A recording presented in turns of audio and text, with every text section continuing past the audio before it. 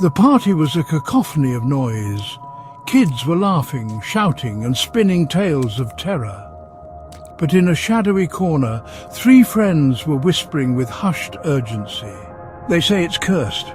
The graveyard on Oak Street." "Cursed?" Sarah giggled nervously, her eyes flickering towards the window as if expecting a ghostly apparition. "I dare you to go there at night."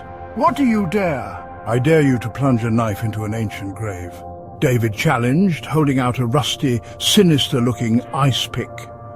Sarah hesitated, her hand trembling, then snatched the ice pick. "Fine, but you have to come with me." The air was frigid and deathly still as they slunk into the graveyard. The moon cowered behind thick clouds, casting sinister shadows that made the crooked headstones seem to writhe. Sarah shivered violently, her grip on the ice pick tightening as if it were her lifeline. Every rustle of leaves echoed like ghostly footsteps creeping up behind them. "Go on, then." David's bravado was crumbling, his face a mask of dread. Sarah moved slowly, each step towards the large, moss-covered tombstone, feeling like a march to her doom.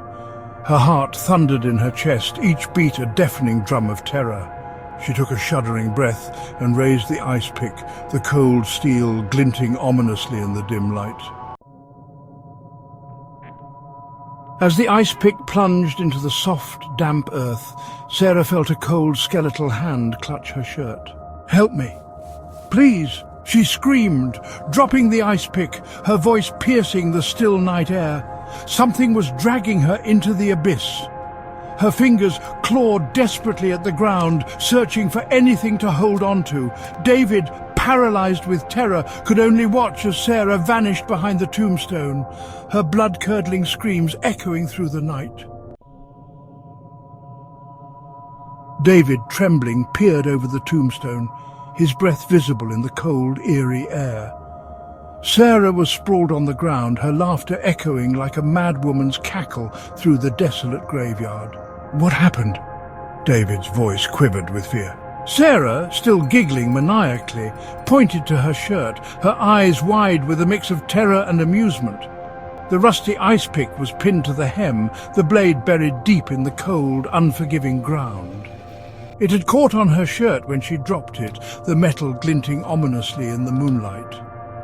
They stumbled out of the graveyard, the oppressive silence broken only by their ragged breaths, relief washing over them, followed by a wave of embarrassed, nervous laughter.